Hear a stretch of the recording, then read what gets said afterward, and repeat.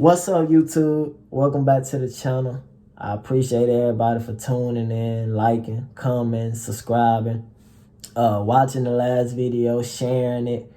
Thank y'all for the love, for the support. So before I started anything, I wanted to let y'all know that. Also, I made an Instagram page for the YouTube channel. I'll leave the link in the description down below. I'll have it pop up on the screen. Y'all can follow that. I'll be posting my daily content on there. Soon as an NBA, NFL trade happens, boxing matches getting booked, UFC fights getting booked, if an artist is dropping a project, if he did drop a project, reviews on it, I'll be posting like interesting facts about sports and things like that maybe you didn't know. So it's gonna be real good content to help push the channel. So if you're interested in that, and that'll be an easier way for me to interact with y'all, as well. Because I have a poll up on my story about which video do y'all want first. Because I have 2 projects that I'm working on. Really put some time into them. So it's just a matter of which one y'all want first. I put the poll up on my story, so y'all can go check that out on the Instagram page if you're interested in that. We'll start off in the NFL today, Wednesday night football. We typically never have football on Wednesdays, but COVID got things kind of going that way. Baltimore Ravens have 10 players on COVID/IR list.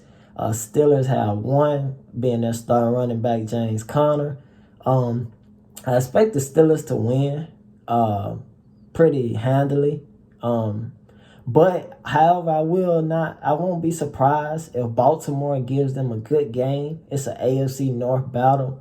2 teams that hate each other, and division rivals, division opponents, they're always going to play the toughest. So it don't matter who's starting their quarterback for Baltimore. I know they all going to play hard. So it would not surprise me if it come down to a gritty, tight, just NFL, good football game. I wouldn't be surprised if that happens. Staying in the NFL for a second, it was a question that I got a while back, and I didn't have an answer to it at the time, but because that's how hard of a question it is. But I got my answer, and I'm gonna share the question with y'all. I want to see what y'all think and why y'all think that. So the question was, if I had to start an NFL franchise out of these 4 quarterbacks, who would I start it with? 1, Tom Brady. 2, Drew Brees. 3, Peyton Manning. 4, Aaron Rodgers.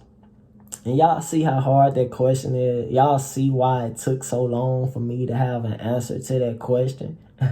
But I'm going with Peyton Manning. Peyton Manning really just gets the game of football. Not to say the other quarterbacks don't, but Peyton Manning was a part of one of the most historical offenses ever. That Denver Broncos team, that first year that he went to Denver, and every year after that, they were pretty good offensively, besides his last season. But that first year when they went up against the Legion of Boom in the Super Bowl, that was one of the most historical offenses ever in NFL history. You guys can look up the numbers. I will be posting about that Denver Broncos team on the Instagram page, so y'all can know exactly what I'm talking about. So you guys can go check that out. I'll never forget that year. Peyton Manning came into AT&T Stadium, hung like 54. It was a shootout with the Cowboys. Him and Tony Romo had a great back and forth game. They had like 54. I think we had like 48, 47, something like that. It was a real close shootout, just good football game. Peyton, I'm going with the vet. I feel like, and you can say the same, like Tom Brady, and that was my other choice. It was out of Peyton and Tom Brady. But the reason that I took Peyton Manning for the type of offense I'll run, and I'll kind of just let Peyton do his own thing. Peyton took his whole offense to Denver. Gary Kubiak was the coach, but they wasn't running Gary Kubiak offense. They were running Peyton Manning offensive system from Indianapolis. So I would let Peyton take complete control of the offense. And I trust him enough. If it wasn't for Tom Brady, Peyton Manning will probably have 5 or 6 Super Bowls, just like Tom Brady, you know. And if it wasn't for Peyton Manning, Tom Brady might have 8, 9 Super Bowls. So it goes hand in hand. But those two guys, the reason it came down to those two, because it's no defense. And you can say this about all of them. I got great respect for all those quarterbacks, but Peyton and Tom just really get it. They real students of the game. Tom is a sore loser in a good way. Like, he's that competitive. I'm just gonna take two flat out ballers, and I know what I'm gonna get out of them. And I know, if when it come down to it, I trust the ball in both of their hands. I trust the ball in both of their hands. I like all the other quarterbacks though; they're great quarterbacks. You guys, let me know what y'all think. Who would y'all start y'all franchise with out of those 4? Who would y'all build y'all team with?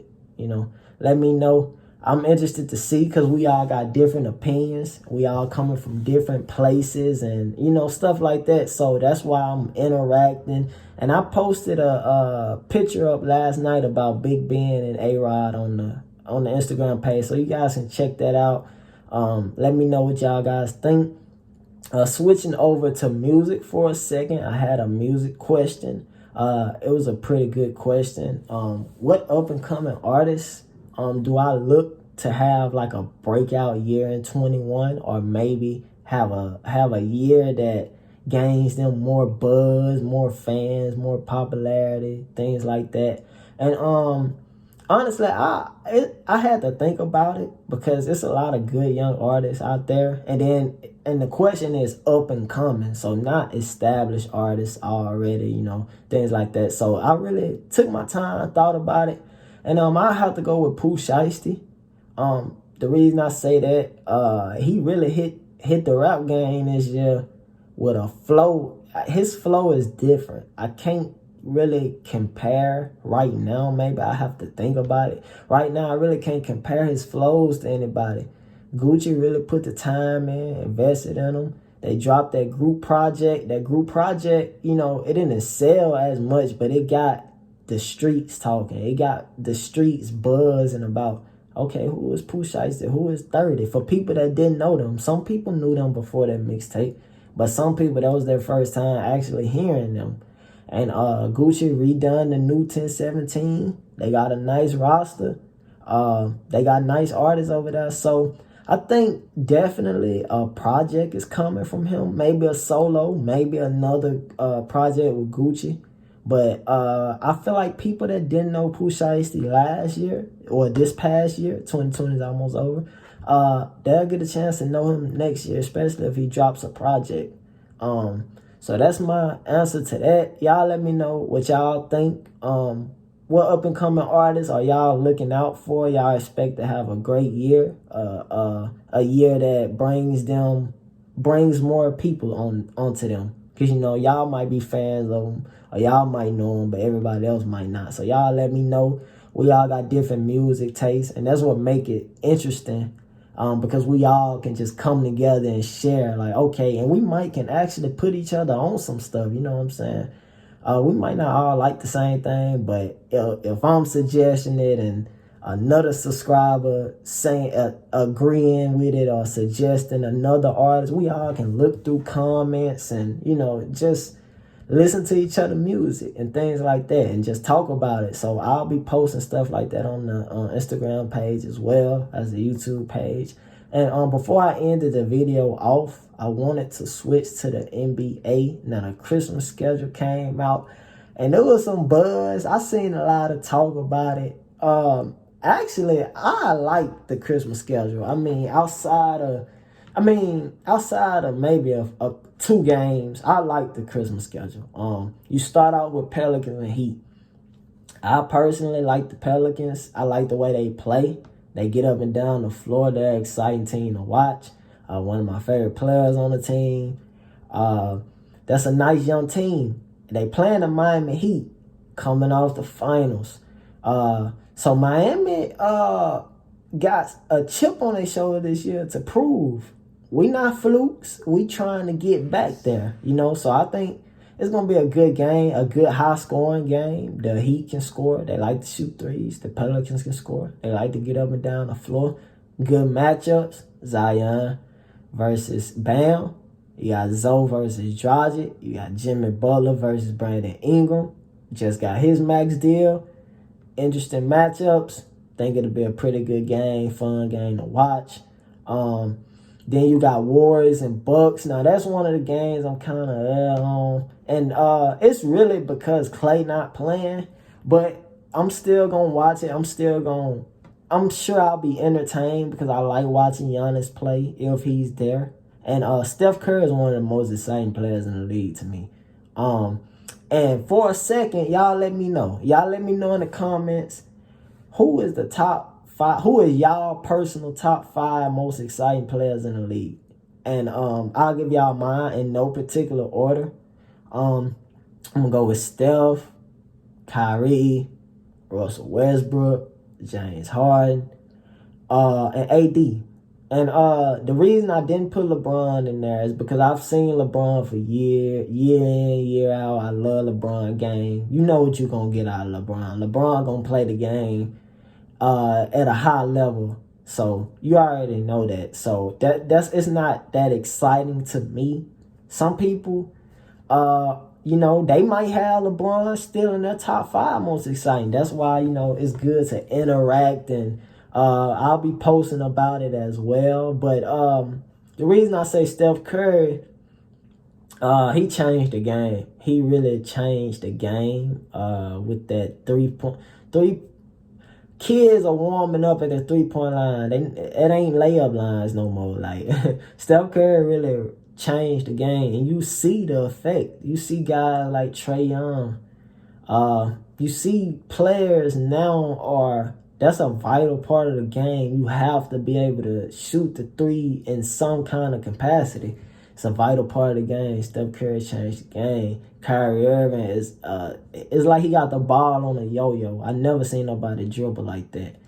One of the best, if not the best finisher around the rim in the NBA with the layups, the jellies, and it's just crazy because he don't even be dunking it. He just, finessing.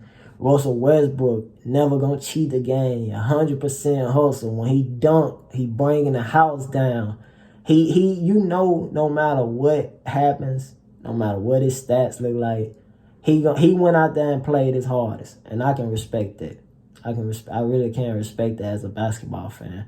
And it's exciting to watch him get up and down the floor. He done had all these knee surgeries and still one of the fastest players in the league. That's crazy to me. AD. I said AD. Versatile big man. You never really see big man with the complete package. It's nothing Anthony Davis can't do. He will hit a foul line shot consistently. He will hit jumpers, mid-range, under the rim, around the rim, free throw line, extended, 3-pointers. He's in the post banging. He can do whatever you ask him to do, honestly. And then he'll go down and block your shot, get an assist, throw a full court pass. Like, AD is really special. And you see bigs be versatile, but I don't know if there's any big like him. I honestly don't. It's some great bigs in the league. It's some good bigs. You got Joel Embiid, you got Karl-Anthony Towns, Jokic. I know I'm leaving some bigs out, but it's good, really, really nice, versatile bigs that's able to shoot and dribble now. But they're not. They are not like AD. AD has the same impact on defense. His impact on defense is just as important as his offense. Like, he really can change the game on the defensive end. He don't have to score a point. And then it just adds to it that he does score and he does rebound. And we need to appreciate AD while he's still with the Lakers. We need to appreciate AD while he's still in the league. LeBron went and got Anthony Davis for a reason. He's no dummy. Anthony Davis is a transcendent talent. He really is. And you see big man getting that groove back. You see Wiseman coming in. It's a big man is a vital, important piece of the game, and we showed that the way we won the championship. We had 3 7-footers. Teams ain't been that big in years, so we won it all the way. The Lakers. So after the Lakers and after the Warriors and Bucks, we got maybe the most exciting game of the night, in my opinion. Brooklyn and Boston. The Brooklyn Nets and the Boston Celtics. 2 Eastern Conference contenders going at it. Statement game for both sides, I feel like. Kyrie and KD, you back. Y'all know it's like the world waiting. They waiting to see KD. How KD is. How KD and Kyrie gonna work. Come out that first game, dominate. They can put all at the rest right there. Against a pretty good team. Then Boston, on the other hand, statement game. Tatum just got paid. You go out there, you playing Kevin Durant. Go out play him. Go out duel him. Kemba versus Kyrie. Kemba. All right, they blamed Kyrie in Boston. All right, Kemba, you on the clock now. You got to take this team over the top. Kyrie was the problem, they say. Okay, Kyrie's not there, so it's no excuses no more. They have no scapegoat. So Kemba, you got to step up. They're gonna have to play better. But if Boston come out and win this game, that's a statement within itself. Like, we ain't going nowhere. Because Boston have been fairly close over the past few years. They've been, like, really, really close to getting over that hump. Maybe this is the year. Maybe they can put it all together. We'll see. I feel like that's going to be a real, real good game. Good basketball. That might be just the best one of the night. I don't know. After that, you got the reigning, defending NBA champion Lakers going up against the Dallas Mavericks. It's going to be a good game. Last year when we played them, they played us tight. They played us close. Every game came down to the fourth quarter, that last fourth-quarter stretch. Danny Green hit a big one in Dallas last year to give us a win. So, you know how Dallas is going to play. They're going to run the pick and roll with Luka and try to take advantage. Luka is a great scorer. He's a pretty good player. I like Porzingis' game. I like that duo. Porzingis was kind of banged up last year, and then Luka ended up getting hurt when Porzingis got back. So their chemistry is getting there. They didn't really play as much last year. They didn't play a full season. So if they can get a full season together, I like that. I like the Dallas Mavericks. I like the team that they building, and they've been drafting pretty well. They got them one with Luka. And the last game of the night, you got the Clippers and Nuggets. I think that'll be a good game. The Clippers gonna come out and take it personal. So we'll see how Denver come out. Denver lost Jeremy Grant, so we'll see how that plays out. But I'm sure they're not really too worried about losing Grant because Michael Porter Jr. can get some more minutes now and get more touches. He showed flashes in the minutes that he did get in the playoffs in a big spot. So he's ready. He ready to get thrown in there. New look Clippers. You got Serge Ibaka. You got Nicholas Batum. They re-signed Reggie Jackson. It looks like Reggie Jackson gonna be the starter. My opinion on that, I think that's the move.